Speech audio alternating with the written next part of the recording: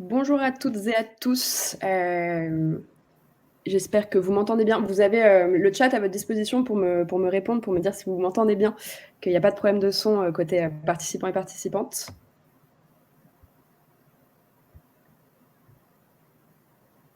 Super, on nous entend bien.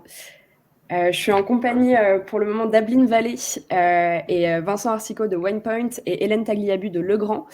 Catherine Tripon de l'autre cercle nous rejoint d'ici quelques instants.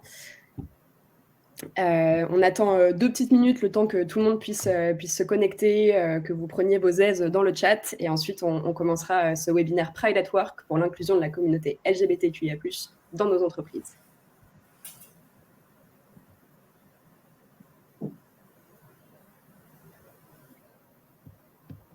Bonjour tout le monde, tous ceux qui nous rejoignent. Bonjour de Caen. Donc c'est un webinaire multi-entreprises. On est parmi plein de salariés de différentes entreprises. Donc bienvenue à toutes et à tous. On attend encore. Bonjour de Toulouse, la ville rose. Bonjour. Super, on est dans toute la France. On est ravis. Voilà, on attend une toute petite minute pour que tout le monde nous rejoigne et ensuite on commence pour pas perdre trop de temps pour que vous puissiez avoir le temps de déjeuner à la fin de ce webinaire. N'hésitez vraiment pas à utiliser le chat, à poser toutes vos questions. Il y a ma collègue Alice qui peut aussi vous répondre directement dans le chat si vous avez des questions. Et s'il y a des questions qui concernent plutôt les intervenants et intervenantes, je les poserai aussi au fur et à mesure. Tout le monde met sa ville du coup. Bonjour à tous. On va commencer ce webinaire.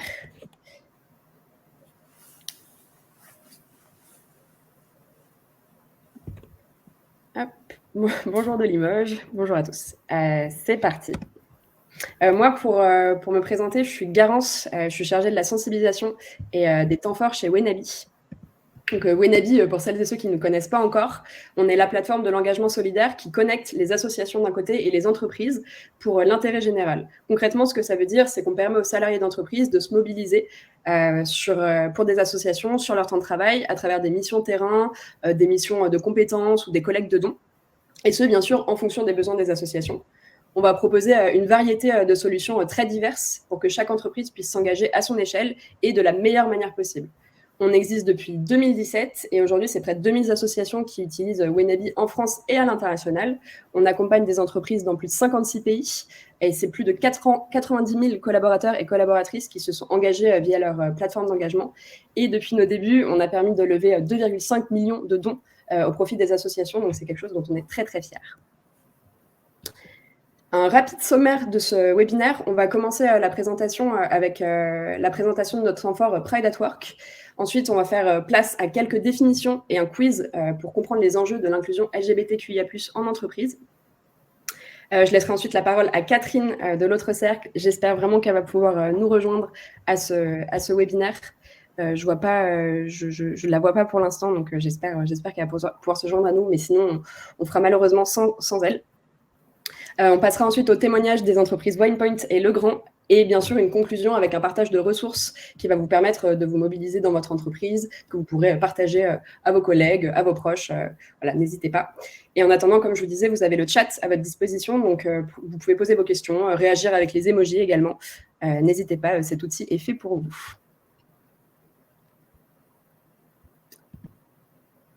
Hop. Donc, notre temps fort Pride at Work, c'est vraiment un temps fort qui a pour but de lutter contre les LGBT-phobies en entreprise. C'est en juin et juillet avec nos associations et nos entreprises partenaires, en lien avec le mois des fiertés qui est bientôt fini. On met l'accent sur l'inclusion de la communauté LGBTQIA+ dans le monde du travail. On va le voir, c'est un véritable sujet aujourd'hui.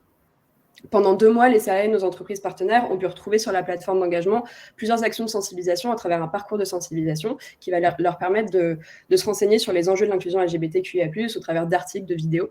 Et les salariés peuvent également s'engager, comme on l'a dit, sur des missions de terrain auprès des associations partenaires. Ça va être des missions variées comme aider une association dans sa communication ou même aider à l'organisation d'une marche de fierté localement.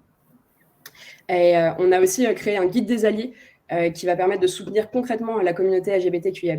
Et bien sûr, les salariés peuvent participer à ce webinaire de sensibilisation que nous sommes en train de réaliser actuellement. On va commencer ce webinaire, comme je vous le disais, avec des définitions qui va nous permettre vraiment d'avoir toutes et tous le même niveau d'information sur les sujets qu'on va aborder.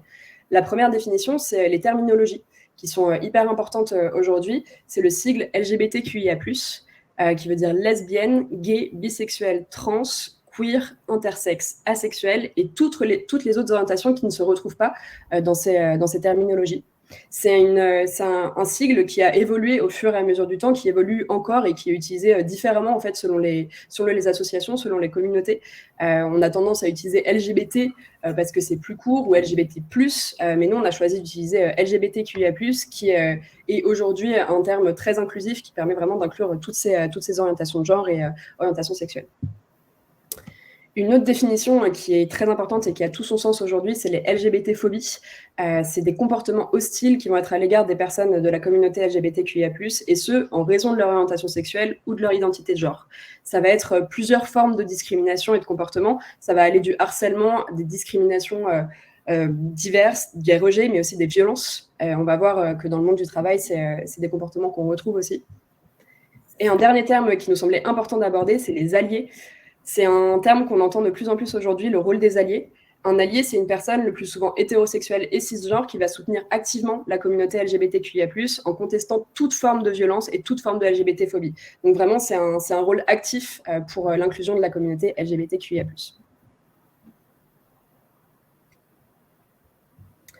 On va passer au quiz pour tester vos connaissances sur l'inclusion. C'est 3 questions qui vont nous permettre de dresser un état des lieux un peu plus précis sur la situation de l'inclusion LGBTQIA+ en entreprise. Vous pouvez répondre aux questions directement dans le chat. Voilà, c'est fait pour ça. Combien de pourcentage de personnes LGBTQIA+ ne sont pas out en entreprise ?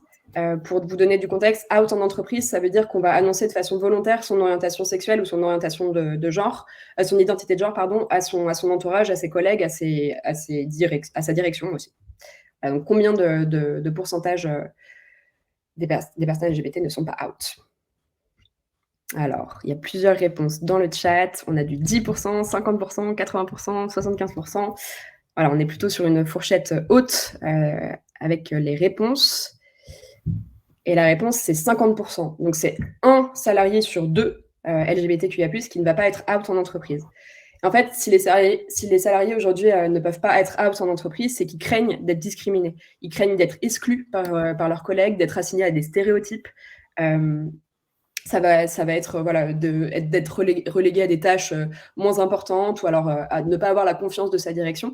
Et donc, notre rôle là-dedans, c'est vraiment de créer un climat hyper inclusif et de sécurité pour que chaque salarié puisse être soi-même au travail, puisse, s'il le souhaite, déterminer son orientation sexuelle, puisse montrer sa vraie identité. Et ça va plus loin que juste être soi-même, c'est hyper important, mais ça va plus loin que ça. Il y a aussi des problèmes administratifs. Il y a des avantages sociaux qui vont être qui sont plutôt basés sur des définitions datées de la famille. Donc, par exemple, un salarié qui n'est pas out en entreprise et qui vit avec une femme qui vit avec une femme ne va pas déclarer sur ses papiers qu'elle vit avec une femme, et sa femme ne va pas pouvoir bénéficier de sa mutuelle, par exemple. Ou, par exemple, des congés pour un PAX, si le salarié n'est pas out, il ne va pas les demander. Donc, c'est plein de détails administratifs qui prennent vraiment son importance dans ce contexte-là. La deuxième question, c'est quelle part des personnes LGBTQIA+ a été victime de comportements LGBT-phobes au travail ? 1 sur 3, 1 sur 5 ou 1 sur 10 ?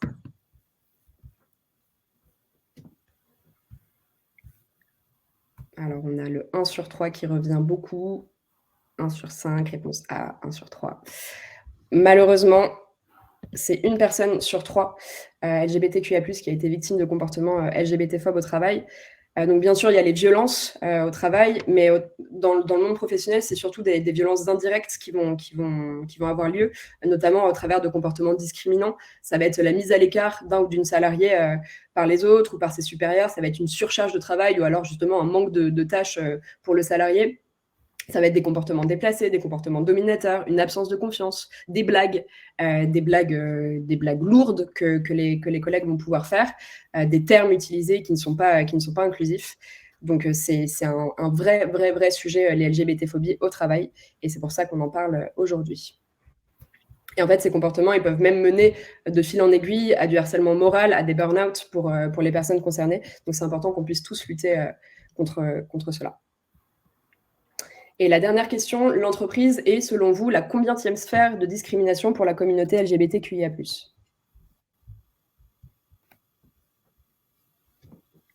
Alors, j'ai la deuxième, la première, la troisième, la première. Alors non, c'est pas la première.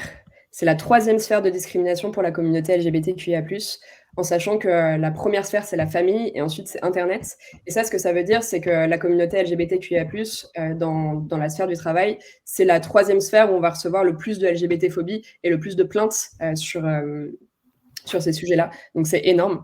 C'est plus que les amis ou les activités de loisirs, alors que c'est quand même un environnement où on passe énormément de temps.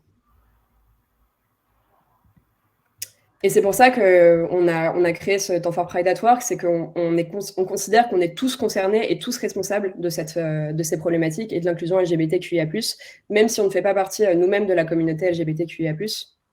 La lutte contre la LGBT-phobie, on en est tous responsables, et il faut vraiment épauler les victimes dans les signaux d'alerte. Dans les signaux d'alerte, pardon. Il faut réagir, il faut alerter, il faut lutter collectivement contre ces comportements. Et il faut aussi qu'on agisse pour créer un climat plus inclusif, ce qui va passer par une prise de conscience collective avec des activités de sensibilisation comme celle-ci, mais aussi une adaptation de nos comportements. Et ça passe par de l'information, des échanges avec les personnes concernées, et un changement de regard. Aujourd'hui, c'est vrai qu'on est dans une société très hétéronormée. On a tendance à penser que tout le monde est hétérosexuel, tout le monde est cisgenre. Donc quand on va avoir un ou une nouvelle collègue, par exemple de sexe féminin, on va lui demander est-ce que est-ce que tu as un mec, par exemple, alors qu'on pourrait tout simplement lui demander est-ce que tu vois quelqu'un ou est-ce que tu as une copine, un copain, être plus inclusif sur la façon dont on aborde les questions un peu personnelles, ou on peut aussi ne pas demander si on n'a pas envie de demander, bien sûr, mais c'est changer son regard sur la société et se dire qu'il y a d'autres orientations de genre, d'autres orientations sexuelles. Et l'entreprise, dans cette lutte-là, elle a un rôle hyper fort à jouer pour l'inclusion LGBTQIA+. On l'a vu avec ces chiffres quand même éloquents. Le travail, c'est un lieu particulièrement hostile pour la communauté LGBTQIA+. Et c'est pourtant un lieu, on en est sûr, on en est persuadé, qui peut être vecteur de changement et de lutte contre les LGBT-phobies, notamment via la sensibilisation des salariés. Et ça va être aussi via les formations qu'on va pouvoir mener en interne. Les entreprises que nous avons avec nous aujourd'hui vont pouvoir nous en parler. Des prises de parole en externe, en interne, des rôles modèles. Quand vous avez dans les COMEX ou dans les directions des personnes ouvertement LGBTQIA+, qui ont des rôles importants, ça va donner une image aux salariés de tout est possible. C'est pas parce que je fais partie de la communauté LGBTQIA+, que je peux pas progresser dans cette entreprise, que je n'ai pas ma place. Donc c'est hyper important. Oui, excusez-moi Yanis, pour identité de genre et orientation de genre, je m'en mêle un peu les pinceaux avec orientation sexuelle, et quand je dis les deux, c'est identité de genre et orientation sexuelle. Vous avez raison pour la précision. Bonjour Catherine, je viens de voir que vous êtes là. Vous êtes au meilleur moment parce qu'on passe à la présentation et la parole à Catherine Tripon, porte-parole de l'autre cercle. Donc je vous laisse la main pour présenter votre association. Merci Garance. Bon, d'abord, tu as dit beaucoup de choses et je trouve ça bien parce que ça fait gagner du temps sur notre intervention. Et ce qui est important, c'est pas tant l'autre cercle que ce que les personnes qui vont me suivre et qui sont signataires de la charte. J'espère que vous m'entendez toujours bien parce que j'ai un problème de réseau en plus, histoire de rajouter une couche. Donc, voilà, l'autre cercle, c'est une association de référence qui, depuis plus de 25 ans, travaille sur la question de l'inclusion des personnes lesbiennes, gays, bi et trans, transgenres. Alors, quand on dit inclusion, c'est pas un terme qu'on employait souvent. Vous m'entendez bien? On t'entend pas super bien. Ça buffer un peu.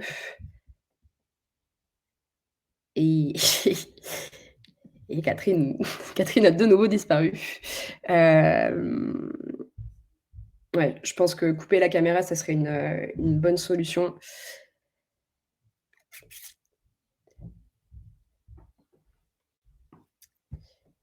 Comme d'habitude, les aléas du direct, je suis désolée pour ce petit contretemps. Elle va revenir, je n'ai aucun doute là-dessus. Sinon, je peux prendre la main et présenter. Bonjour à celles et ceux qui nous rejoignent. Je peux prendre la main et présenter l'association. Et ensuite, Catherine pourra apporter plus de précision si besoin. Oui, Audrey, un replay sera disponible. Tout le monde recevra le replay par email à la suite de ce webinaire. Je prends la main pour présenter l'autre cercle. Donc l'autre cercle, c'est vraiment l'acteur de référence associative pour l'inclusion des personnes LGBTQIA+ dans le monde du travail. C'est une association loi 1901 qui a été créée en 1997, donc expertise et expérience. Il y a 12 antennes locales dans toute la France, donc il y a vraiment une représentativité de l'autre cercle dans beaucoup de villes de France, et il y a 400 membres actifs et actives.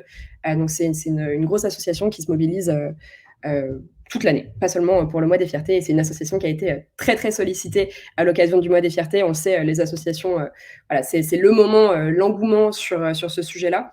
Donc, merci beaucoup, Catherine, d'être parmi nous et d'avoir pris le temps, même si le réseau est un peu compliqué.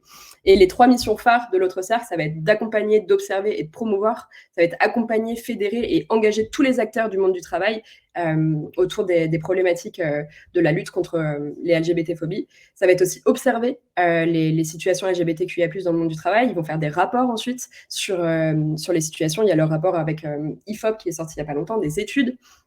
Et ils vont promouvoir toutes leurs actions et toutes leurs valeurs pour faire évoluer leur mentalité. Donc, ça va être des événements de sensibilisation, des webinaires comme celui-ci pour que les salariés, quels qu'ils soient, de la communauté LGBTQIA+ ou non, puissent être sensibilisés aux problématiques de l'inclusion LGBTQIA+. Catherine, quand tu nous rejoins, tu pourras peut-être apporter plus de précisions sur la façon de s'engager avec l'autre cercle, mais on va pouvoir aborder aussi ce sujet-là avec Winepoint et Legrand, qui sont, je le rappelle, deux entreprises adhérentes de l'autre cercle qui ont signé la charte. Donc, on va pouvoir creuser un peu ce sujet-là.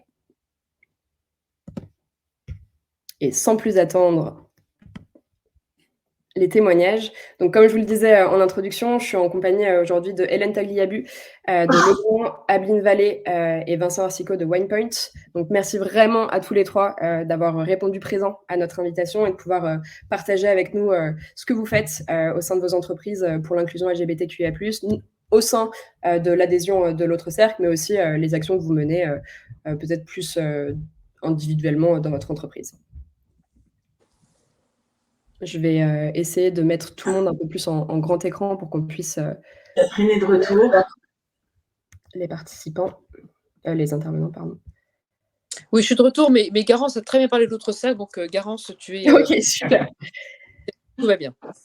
On donnera votre contact, Catherine, à la fin du webinaire pour que les personnes qui veulent en savoir un peu plus ou échanger sur les modalités aussi pour la signature puissent vous contacter. Moi, la première question que j'ai envie de poser aux 2 entreprises qui sont avec nous aujourd'hui, c'est est-ce qu'il y a eu un élément déclencheur qui a permis de signer la charte et comment ça s'est déroulé? Peut-être que Hélène, vous pouvez commencer à nous raconter ce déroulé de la signature de la charte. Je sais qu'il y a une belle histoire derrière cela. Volontiers, volontiers. Donc, bonjour à tous, bonjour à toutes, et merci de cette invitation. La politique de diversité et d'inclusion chez Legrand a été formalisée en 2019. Nous avons fait de l'inclusion LGBT+, un des piliers de notre politique. Et en nous dévoilant sur ce sujet au sein de l'entreprise, effectivement, j'ai reçu un message d'une salariée me disant « Je vois que Legrand est ouvert sur les sujets de l'inclusion LGBT+, et je veux vous faire savoir que je vais entamer ma transition de genre. Comment est-ce que vous pouvez m'accompagner ?» Voilà. Ça a été un des éléments forts, je dirais, de ce nouveau chapitre que nous ouvrions chez Legrand. Évidemment, quand on a un tel message, on se dit que c'est l'occasion, l'opportunité de faire des choses très concrètes sur le sujet. Mais comment le faire? Et en l'occurrence, j'ai recherché sur Internet, effectivement, quels étaient les experts sur ce sujet-là. Et je suis tombée sur l'autre cercle, donc association de référence sur l'inclusion LGBT+ en entreprise. Et puis j'ai vu le contact de la porte-parole, en l'occurrence Catherine Tripon. Il y avait son numéro de portable, j'ai trouvé ça assez extraordinaire d'ailleurs. Et donc j'ai appelé. Allô Catherine, bonjour, je me présente, j'ai ce sujet-là à traiter, comment est-ce que vous pouvez m'aider? Donc ça a commencé comme ça, et Catherine est venue me rencontrer à nos bureaux à Bagnolet. Elle m'a donné des conseils, m'a donné également le contact d'une personne qui avait déjà fait plusieurs accompagnements de transition, et je suis entrée en contact avec cette personne aussi. Voilà. Et c'est comme ça que ça a commencé. Voilà. Donc, voilà, le contact de Catherine, voilà, les conseils, le réseau qui se met à disposition et qui fait preuve d'une très grande générosité. En fait, j'ai trouvé ça très beau. Voilà. Ouais. Donc voilà comment ça. La deuxième fois cette histoire, c'est vrai que c'est une histoire très très concrète et très très émouvante d'un engagement de l'entreprise. Donc merci pour ce partage. Vincent et Abeline, je ne sais pas si vous, il y a quelque chose autant déclencheur qui vous a amené à signer la charte, ou si c'est quelque chose de plus structurel pour WinePoint. Donc, bonjour à tous. Alors, c'est peut-être un peu plus structurel. En 2018, WinePoint a engagé un leader égalité diversité qui s'est mise à travailler sur 3 piliers, dont le collectif LGBT. Elle a été accompagnée d'un collaborateur qui était très engagé personnellement sur le sujet et qui lui a présenté l'autre cercle. Et à partir de là, tout s'est enclenché et la signature a eu lieu en juillet 2019, la première signature. Et est-ce que ça a changé quelque chose au sein de Legrand, cette signature de la charte, officialiser vos engagements sur ce sujet? Est-ce que ça a créé quelque chose en interne?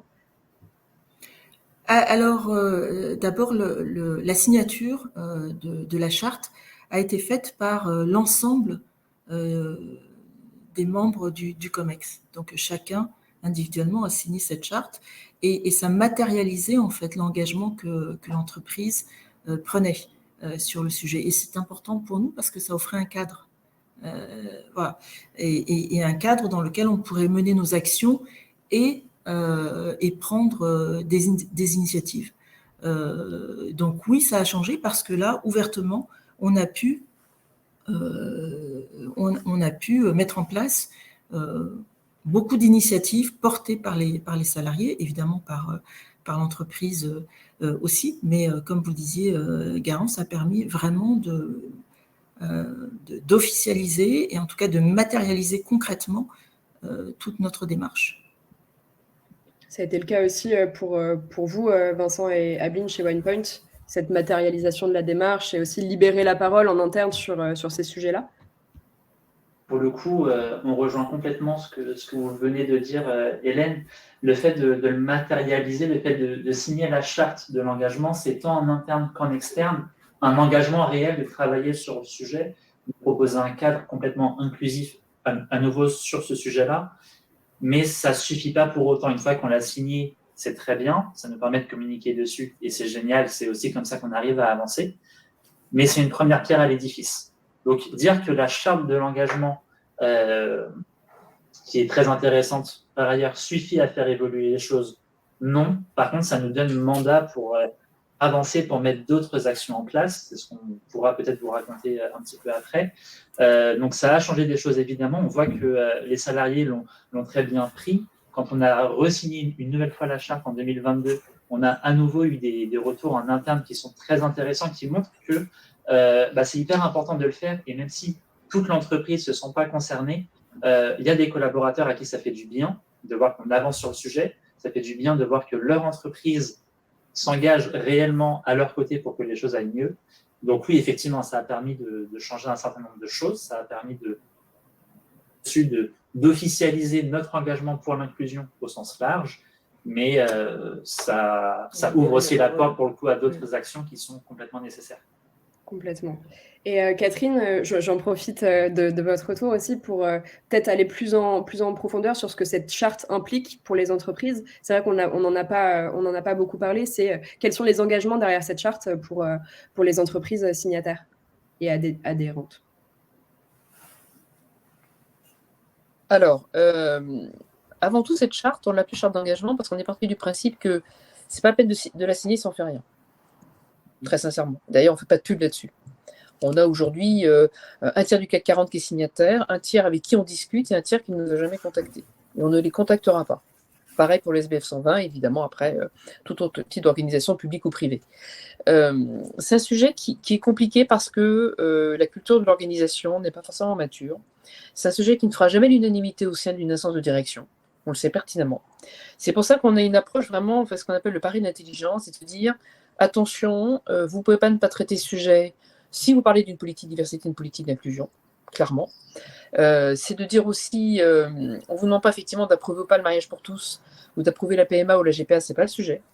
Mais vous avez des collaboratrices et des collaborateurs qui, à un moment donné, vont se marier, vont se paxer. Ils doivent pouvoir activer les droits auxquels ils ont droit. Vous avez des collaboratrices et des collaborateurs qui vont avoir un enfant dans leur foyer, qui soit arrivé parce qu'ils rencontrent quelqu'un qui lui met un enfant et voilà, que ça vienne par une PMA maintenant autorisée ou une GPA interdite, on se fout du sourcing. Si je peux me permettre la formule un petit peu provocatrice, c'est est-ce qu'on va traiter différemment son équipe ou des personnes au prétexte que la loi le permettrait. Évidemment, quand on est responsable RH, quand on est manager, dirigeant, dirigeante, on n'a pas envie de ça. Donc la charte, c'est l'engagement signé au plus niveau. On a co-construit cette charte avec Accenture et 8 de leurs clients à l'époque, qui avaient du mal à mettre le sujet sur la table parce que ça relevait de la vie privée, ce qui est totalement vrai, parce qu'il n'y en avait pas chez nous, ce qui est totalement faux. Et donc, voilà, de manière à permettre l'activation des droits liés à la conjugalité et à la parentalité, permettre à une personne qui, à un moment donné, avait un comportement discriminant, qui peut être de son N+1, qui peut être de collègues, ou d'un client ou d'un fournisseur, tout est possible aujourd'hui, évidemment, et parfois ça vient de l'externe, de pouvoir oser le dire, soit son N+1, soit responsable ou la responsable RH, le référent diversité et autres, soit quand on a la chance d'avoir un réseau interne, LGBT+, de pouvoir effectivement s'appuyer sur ce réseau pour qu'il puisse faire le lien avec les ressources humaines.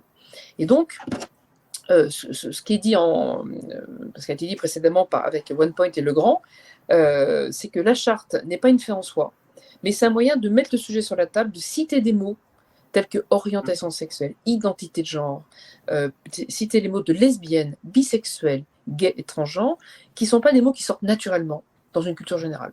On va parler d'égalité femmes-hommes, on va parler de la question des seniors, on va parler du handicap, parce que derrière, il y a des obligations légales, des accords soumis à négociation avec les partenaires sociaux, voire des pénalités financières si ces accords ne sont pas tenus. Là, dans ce cas précis, on ne demande rien. On demande un parcours de transition, et comme l'a très justement dit avec beaucoup de tendresse Hélène, et vraiment à chaque fois que je t'entends me dire ça, ça me touche beaucoup, parce qu'on est sur de l'humain avant tout. On n'est pas sur de la technique. Et ce que dit la charte, c'est bien sûr les process RH que j'évoquais, c'est bien sûr l'engagement d'être très clair et de sanctionner des comportements discriminants, et c'est là que le zéro tolérance sur ce qui est affirmé en comité de direction ou en comité exécutif, d'où le fait que systématiquement maintenant, nous intervenons dans cette instance avant la signature, parce que c'est une histoire collective. Et parce que, au-delà de la diversité, c'est l'inclusion. Et l'inclusion, c'est le sentiment d'appartenance à un groupe. Et je ne peux me sentir appartenir à ce groupe que si je sens qu'il y a du respect pour moi. On ne demande pas d'être en accord une fois encore avec la question du mariage. Ça, c'est une histoire personnelle. On n'est jamais que le produit de son histoire, son éducation, de sa culture, de son milieu familial. Ça, c'est normal et ça, je le respecte totalement. En revanche, on ne doit plus pouvoir rejeter quelqu'un, mettre cette personne à l'écart, refuser son recrutement ou son évolution de carrière ou verser une prime au prétexte qu'on n'est pas à l'aise avec la personne. Une fois qu'on a dit ça, après la question de l'inclusion, c'est l'affaire de tout le monde et vous toutes et tous qui êtes concernés aujourd'hui en ligne, et si vous n'êtes pas directement personne LGBT+, mais juste hétéro ou éventuellement allié ou allié potentiel, être allié c'est quoi? C'est juste dire à un moment donné, J'entends un propos déplacé, je ne laisse pas passer. Ça vaut pour les hommes quand il y a un propos sexiste. Ça vaut effectivement pour les personnes hétéros quand il y a un propos LGBT-phobe. Et l'inclusion, c'est un sentiment général de reconnaître l'autre dans ses singularités.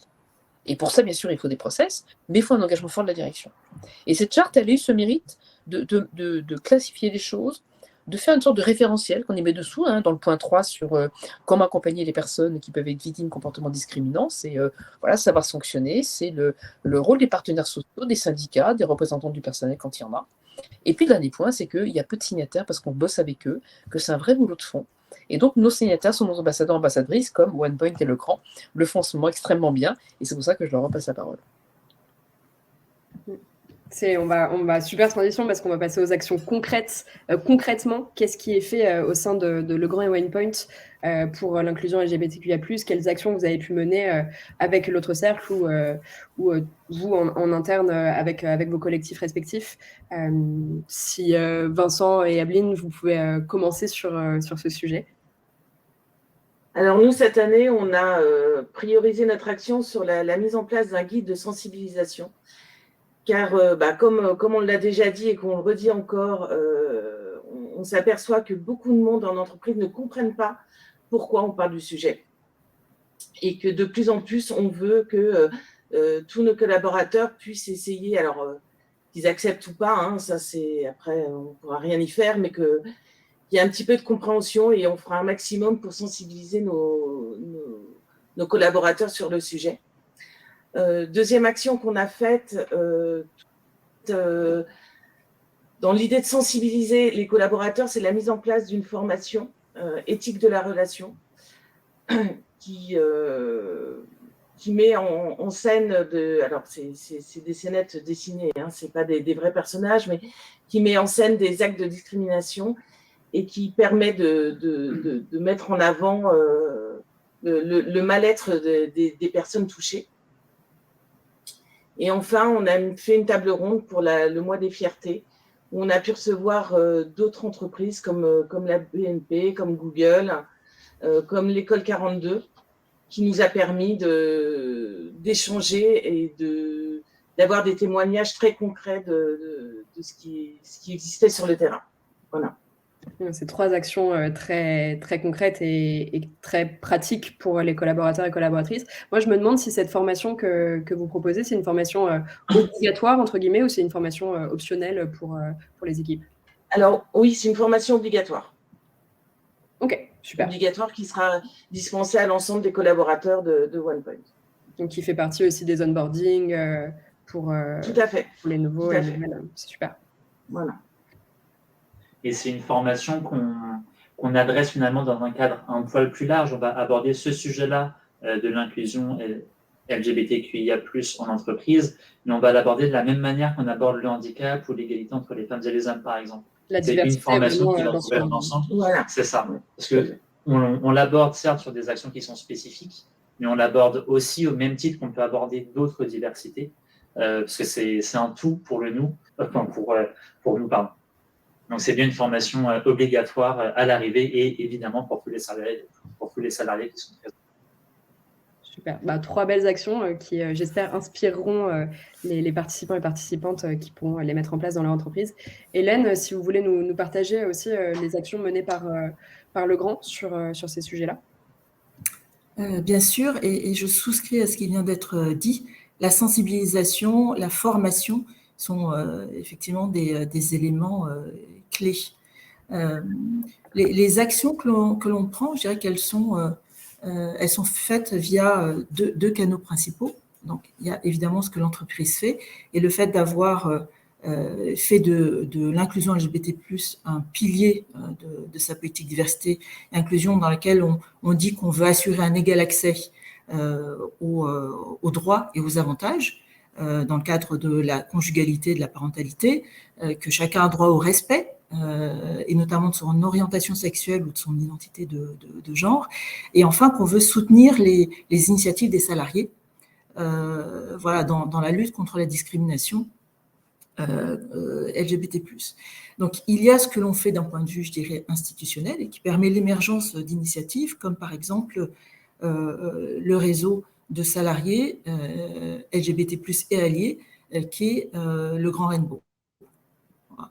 Et donc, les actions de l'entreprise et des salariés sont évidemment convergentes pour faire de l'environnement de l'entreprise un environnement encore plus inclusif. Quand on a décidé d'ouvrir ce chapitre dans notre politique diversité et inclusion, qu'on a formalisé, c'était la première fois, on a souhaité en faire un kick-off, en l'occurrence, et un focus sur l'inclusion des personnes LGBT+. Voilà. Et à cette occasion, on a passé un film qui s'appelle Coming In, qui est un film très très beau, et qui explique en fait ce que ça représente pour les salariés que d'être LGBT+ au sein de leur entreprise. Et j'avais demandé en l'occurrence à Catherine de bien vouloir être avec nous et de nous accompagner dans cette présentation où on a pu échanger avec les salariés. C'est un film qui est extrêmement fort. En fait, et il nous faut un peu atterrir après ça. Et en l'occurrence, Catherine nous a aidé à le faire. Et c'est aussi à cette occasion qu'on a eu un de nos collègues, en l'occurrence qui était le patron un patron de pays de la zone nord, qui était venu et qui ouvertement en fait s'est outé en disant qu'il était disposé à créer le réseau LGBT+ et alliés. Voilà, donc ça a vraiment permis d'incarner aussi le sujet et d'encadrer toutes les initiatives qu'on a pu prendre par la suite. Très, très clair, très concret aussi. C'est vraiment super d'avoir vos retours d'expérience terrain, de comment ça se passe concrètement, ces mises en place d'actions.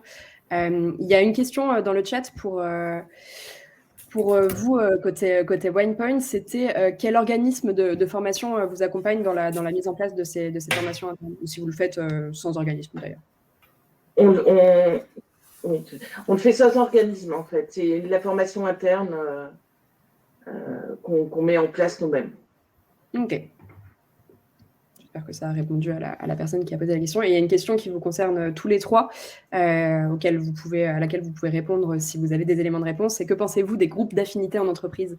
Êtes-vous plutôt pour ou contre voilà, des communautés avec des groupes de travail? Pour le coup, côté WinePoint, on aura un peu... Ah, pardon, allez-y Hélène. Non, pardon.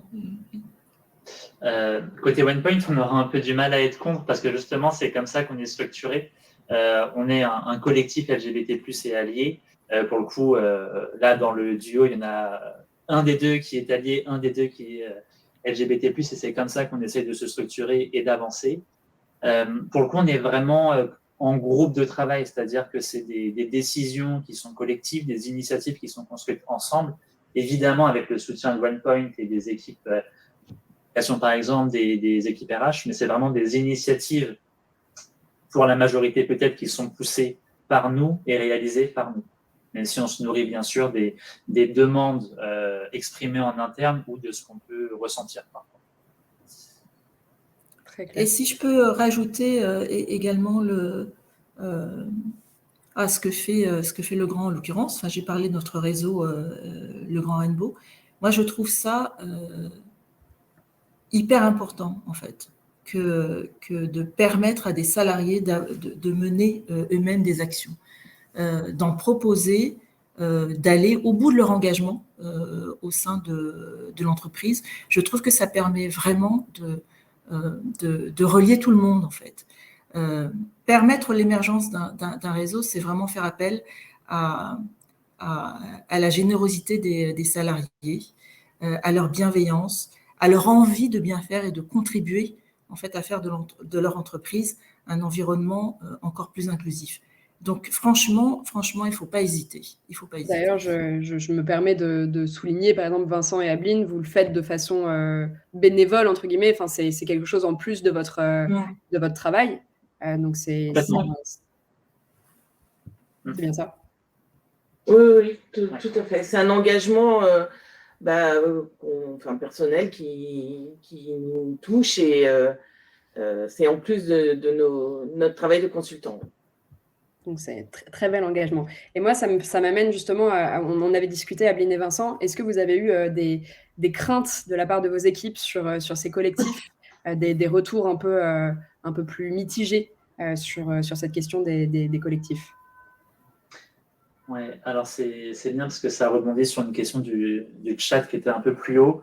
Ce que disait Catherine tout à l'heure, c'est un sujet où malheureusement on n'arrivera pas à embarquer tout le monde. Tout le monde n'est pas d'accord. C'est pas grave, on avance quand même. Évidemment, il y a certaines personnes qui parfois comprennent un peu moins pourquoi est-ce qu'on l'aborde. En discutant, en fait, ils comprennent qu'on le fasse. Ils ne s'engagent pas nécessairement avec nous, mais ils comprennent qu'on le fasse et parfois ils deviennent promoteurs de l'initiative. On fait parfois face à des personnes qui le comprennent un petit peu moins, qui sont un peu moins à l'aise avec le sujet. Mais à nouveau, et là, c'est je crois, une des dernières questions qui a été posée. Si la personne n'est pas d'accord, mais que ça ne vient pas empiéter sur les autres et qu'il n'y a pas pour autant de LGBT-phobie, ce n'est pas grave. Tu n'es pas d'accord, je ne vais pas perdre trop de temps non plus à essayer de te convaincre, puisque de toute façon, j'y arriverai pas parce que par principe, tu es contre. Par contre, il y a certaines bornes à pas dépasser, et si elles sont dépassées, à ma connaissance, moi ça fait presque 2 ans que je suis chez OnePoint, j'ai jamais vu le cas où les bornes étaient dépassées, mais si c'est le cas, on a justement des engagements en interne qui sont très, très clairs. Il y a tout un arsenal juridique qui existe en France, qui est renforcé sur certains points par OnePoint. Les décisions seront rapides et claires. Très, très clair comme réponse. Et vous, côté chez Legrand, est-ce qu'il y a eu des freins en interne sur la mise en place des actions? Est-ce que vous avez eu des retours plutôt négatifs sur les actions menées, sur les engagements pris par Legrand? Je ne dirais pas qu'il y a eu des freins, il y a eu des interrogations. Et on a eu des questions du style, mais est-ce que vraiment c'est un sujet qui doit être porté par l'entreprise? Est-ce que ce n'est pas un sujet privé? Voilà. Et donc là, je reviens effectivement sur la pédagogie à avoir, sur la nécessité de sensibiliser en continu et d'informer. Et c'est pour ça que les journées, alors, comme le 17 mai, ce type de conférences, etc., sont importantes parce que ça permet à chaque fois d'en parler, d'expliquer pourquoi et de faire comprendre. Voilà. Donc, la pédagogie en continu. Et après, effectivement, comme le disait Vincent, si on dépasse les bornes, il y a parfois un moment où la pédagogie ne suffit plus. Et en l'occurrence, ne pas tolérer de LGBT-phobie, c'est aussi de la pédagogie. Bien sûr.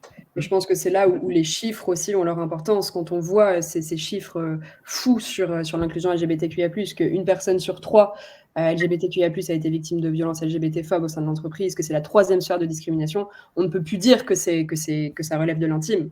C'est un sujet de l'entreprise et il faut le prendre en tant que tel. Donc, je suis tout à fait d'accord avec vous. Il y a d'autres questions dans le chat. C'est plutôt sur l'organisation de vos collectifs. Quelle est la fréquence à laquelle vous vous réunissez pour travailler? Est-ce que c'est soutenu directement par la direction? Vous l'avez dit, vous, Hélène, que c'était soutenu par le COMEX. Je ne sais pas chez OnePoint si c'est pareil. Alors, nous, notre collectif se réunit toutes les 2 semaines. On a une récurrente on se retrouve 2 fois par mois. Et on est soutenu par notre PDG. C'est lui-même qui a signé le guide de sensibilisation. Si alors, chez Legrand, Pardon. Oui, pardon. Allez-y, Hélène. Oui, non, ce que je veux dire que le Grand Rainbow a un sponsor qui est membre du COMEX, et nous avons des sponsors qui tournent. En fait, la volonté, c'est que chaque membre du COMEX puisse s'engager à soutenir le réseau et les actions du réseau, en fait, sont financées par le membre du COMEX. Voilà. Et donc, c'était la volonté dès le départ de se dire il faut s'engager, ça peut coûter aussi de l'argent et ça doit être au budget de chacun de ces sponsors. Et donc, on a un sponsor pour 2 ans à qui on présente une feuille de route. Notre directeur général est aussi très intéressé de savoir comment se déroulent les actions et comment on avance sur ce sujet-là. Donc, on a aussi des rendez-vous avec lui sur ce sujet-là. Ok. Donc, c'est vraiment un sujet qui est pris de haut en hauteur, et c'est très important. Est-ce que Catherine, vous avez des recommandations, vu que vous travaillez avec beaucoup d'entreprises, des recommandations d'action à mener par les collectifs, ou comment animer ces collectifs en interne?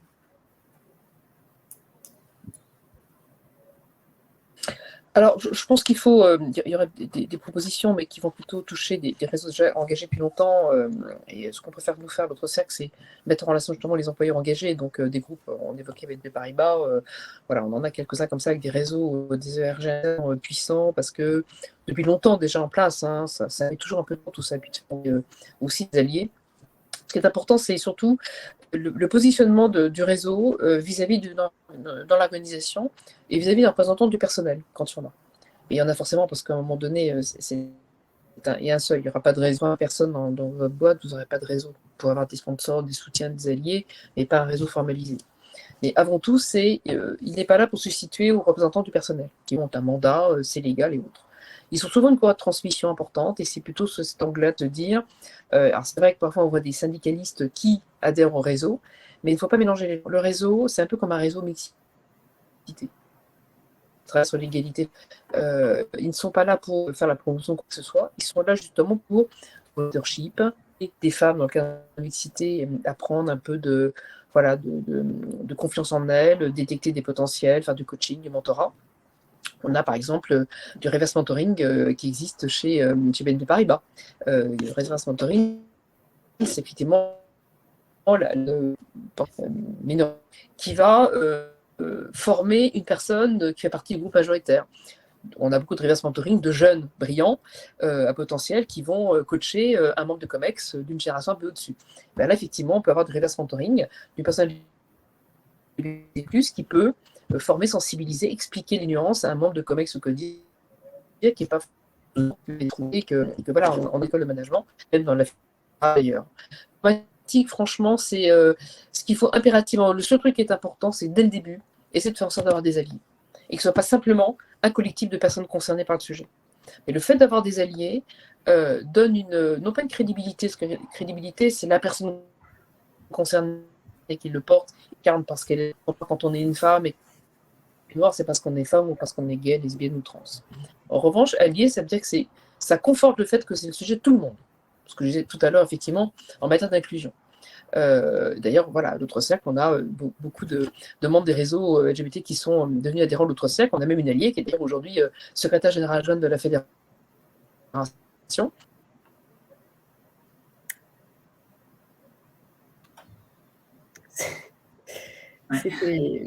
C'était prévisible vu la qualité du réseau de Catherine. J'enchaîne avec une question qui, je pense, qui peut aussi parler à tout le monde. On en a parlé un peu en introduction. Ah. Désolée, j'ai un réseau pourri, comme vous pouvez le constater malheureusement. Voilà, surtout la question, elle était plutôt là-dessus, c'est laisser les personnes s'organiser. Alors ça peut être très formel, avec un budget, une ligne budgétaire, et c'est bien. Et quand les personnes le demandent, il faut qu'on puisse leur donner, qu'elles puissent avoir accès à l'intranet, qu'elles puissent être visibles, voilà, en fonction des personnes qui sont présentes dans l'assistance. Quand c'est sur un seul lieu de travail, ça va, mais quand vous avez effectivement des bureaux, des filiales et autres, dès qu'on est un peu loin du siège, on est loin du siège. Voilà, pardon d'en rajouter une couche, mais donc c'est un moyen aussi de faire connaître ce réseau pour que les personnes isolées puissent à un moment donné s'appuyer sur ce réseau, au-delà de ce qu'ils feront le 17 mai, comme le réseau Égalité Femmes-Hommes fait des choses le 8 mars, au-delà de la date mémorielle, c'est toute l'année qu'on peut effectivement avoir ce travail de sensibilisation et le lever des nouvelles générations d'alliés ou de personnes concernées. Bien sûr. Je reprends merci Catherine pour cette réponse très, très claire et détaillée. Il y a une question d'Alexandre dans le chat qui redemande un peu qu'est-ce qu'on appelle discrimination. C'est vrai qu'on parle beaucoup de discrimination, on parle beaucoup d'LGBT-phobie. C'est, d'après certaines personnes, c'est pas forcément clair sur où s'arrête ce qui est acceptable, comment on sait qu'on ne dépasse pas les bornes. Je ne sais pas si l'un ou l'une de vous veut répondre à cette question.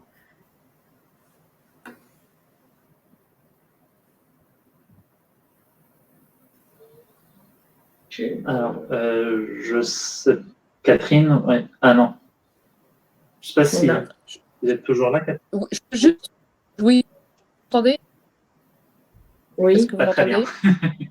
Oui. Ouais, bon, je vais couper la vidéo, comme ça va un petit peu aider peut-être.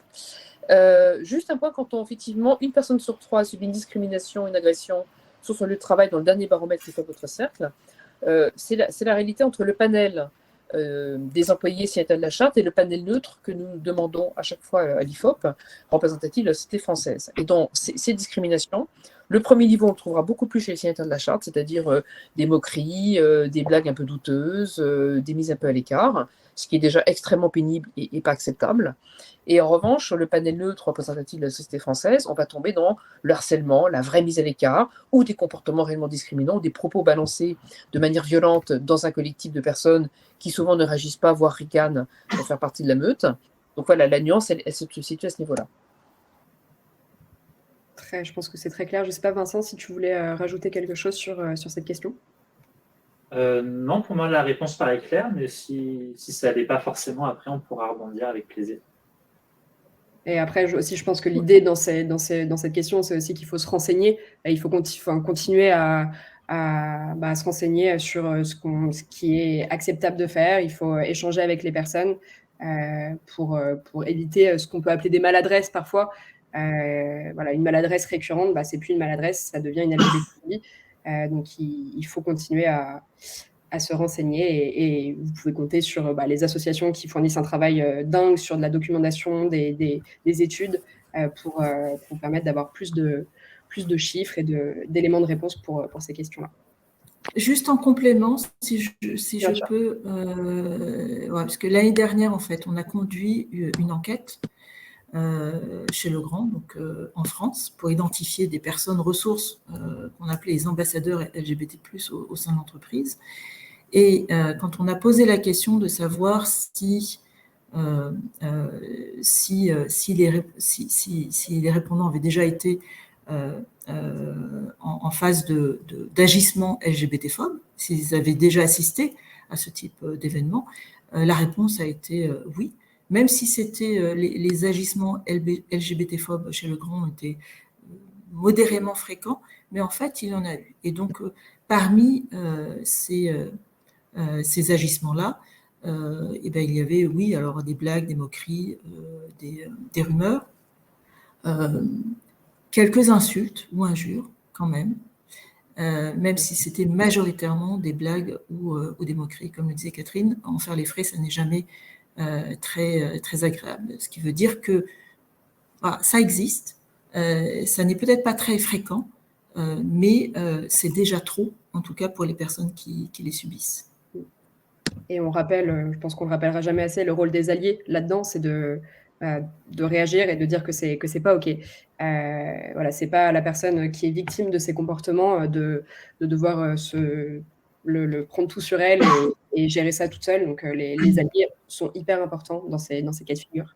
Même si c'est une blague de mauvais goût, le dire à la personne concernée que non, ça passe pas. Et il y a des questions un peu plus précises. Il nous reste 5 petites minutes. Je pense que c'est aussi le moment de faire quelque chose de plus pratico-pratique sur l'engagement avec l'autre cercle. Est-ce que toute entreprise, Catherine, peut devenir signataire de la charte de l'engagement de l'autre cercle ? Absolument. Et je réponds également à la deuxième question dans le chat. Bien sûr, on a aujourd'hui un peu plus de 240 signataires. On a de la grosse boîte, on a de la petite boîte, on a des PME, on a des structures régionales, on a des startups.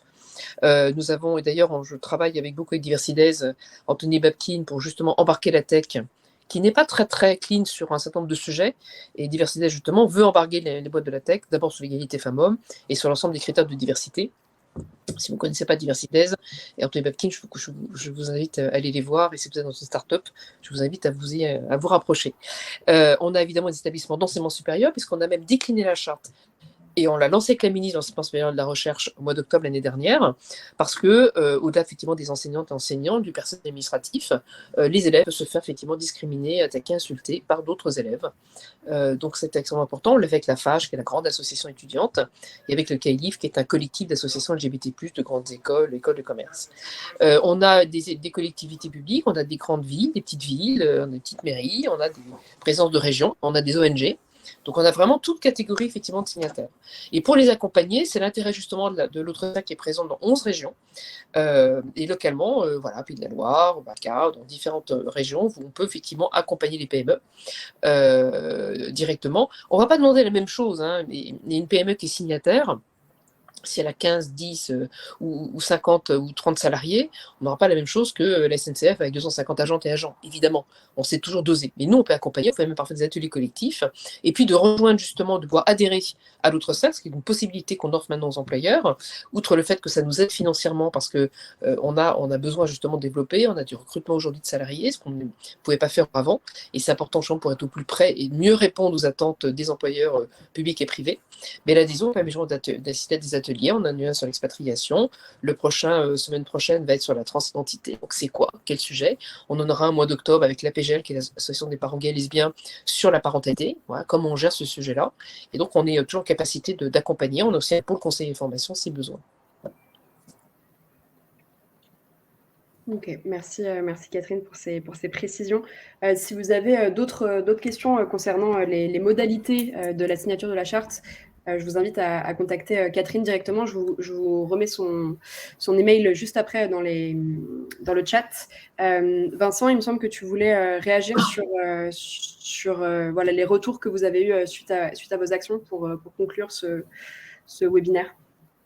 Oui, complètement, parce que quand on parlait des retours tout à l'heure ou la manière dont ça a pu être perçu des collaborateurs, on parlait soit suite à la signature de la charte, soit de retours parfois un peu plus négatifs ou mitigés. Je pense que c'est important quand même qu'on remette en avant qu'il y a quand même beaucoup de retours positifs aussi qu'on peut recevoir. Par exemple, chez OnePoint, sur la table ronde dont on vous a parlé très rapidement, qu'on a organisé le 6 juin, on a reçu une dizaine de messages de collaborateurs ensuite et de personnes externes pour dire que c'est vraiment génial pour le coup qu'on le fasse. Ils sont vraiment très contents, ils sont touchés parfois qu'on montre cet engagement-là, que ce soit des personnes intimement concernées par le sujet ou, entre guillemets, juste des personnes qui sont alliées. Et on a même eu d'ailleurs un message qui, je l'avoue, m'avait un peu touché quand je l'ai reçu, d'une maman qui avait regardé la table ronde à distance, qui est lesbienne, sa fille qui a mis 2 ans avant d'en parler à sa mère, et sa fille qui était très contente de voir que l'entreprise de sa mère s'engageait sur le sujet. Donc on se rend compte que quand bien même tout le monde ne vient pas nous en parler pour dire c'est génial ce que vous faites, ça fait du bien à certaines personnes. À partir du moment où on a ces messages-là, c'est qu'on a réussi. Il y a aussi des personnes qui le ressentent comme ça mais qui ne nous le disent pas. Il y a des gens qui pensent l'inverse et qui ne nous le disent pas et c'est très bien, on s'en passe aussi. Mais ça montre aussi que l'entreprise a un rôle social et sociétal à jouer, y compris en dehors de ses murs. Et sur cette table ronde-là, on avait accueilli 4 entreprises ou écoles qui ont été à nos côtés, des entreprises avec des niveaux de maturité qui sont complètement différents. Et lors du petit cocktail qui a suivi, il y a une personne qui me disait qu'elle était très engagée dans sa vie personnelle, mais ne savait pas comment faire dans sa vie professionnelle pour que son entreprise avance sur le sujet. Là, c'est aussi le type d'événement qui permet finalement de rassembler beaucoup de personnes qui sont investies, qui ont envie d'avancer, qui n'ont pas toujours les moyens, que ce soit des moyens financiers, humains, en termes de temps, ou qui ne savent simplement pas comment avancer. C'est aussi comme ça qu'on peut avancer ensemble. On peut être concurrent, par exemple, sur plein de sujets en termes de business, mais sur un sujet comme ça, il n'y a pas de concurrence pour le coup. Donc, je pense en tout cas, c'est la conviction qu'on porte aussi chez OnePoint, qu'il faut qu'on avance avec l'ensemble de notre écosystème. Voilà, c'était le dernier point que moi je voulais partager. Merci Vincent, je pense que c'était très intéressant et encore très concret, très humain, ce dernier point. Je me permets, si les participants et participantes ont des questions destinées à OnePoint et Legrand, n'hésitez pas à revenir vers moi. Je vous mets mon email dans le chat que je pourrais ensuite vous mettre en relation éventuellement avec Vincent et Abeline pour OnePoint ou Hélène chez Legrand si vous avez des questions un peu plus précises sur leurs engagements sur les sujets de l'inclusion LGBTQIA+. Et je vous ai mis le mail de Catherine dans le chat pour toutes les questions qui concernent l'adhésion à l'autre cercle. Et je profite de cette dernière petite minute, quelques secondes pour conclure. Vous recevrez le replay par email juste après ce webinaire et quelques ressources également qu'on vous met à disposition, notamment un guide pour devenir un meilleur allié au quotidien qu'on a réalisé chez Wenabi en partenariat avec 4 associations partenaires. Donc c'est aussi un guide qui peut permettre de répondre à la question qui avait été posée dans le chat, comment savoir, comment agir au quotidien. Voilà, il y a des pistes de réponse dans ce guide. Il y a également un glossaire qui vous permettra de mieux comprendre toutes les terminologies liées à la communauté LGBTQIA+. On sait que vraiment les mots ont leur importance, d'autant plus dans l'inclusion LGBTQIA+, donc n'hésitez pas à le consulter. Et une super étude qui a été réalisée par l'autre cercle sur la visibilité des lesbiennes au travail, un sujet hyper important dont on ne parle pas assez. Donc voilà, vous avez toutes les informations par email à la suite de ce webinaire. Et je profite du peu de temps qui me reste pour vraiment remercier chaleureusement Vincent, Abeline, Hélène et Catherine d'avoir répondu présent à ce webinaire. C'était super de vous avoir parmi nous. Et c'était, je pense, très, très concret et très inspirant pour tout le monde. Donc, merci encore. Et merci à tous les participants et participantes, bien sûr, de nous avoir suivis même jusqu'au bout. Voilà. Et bonne journée. Merci beaucoup, Garance. Bonne journée à tous. Merci. Merci beaucoup. Merci beaucoup. Bonne journée. Bonne journée. Au revoir, bonne journée. Au revoir. Au revoir.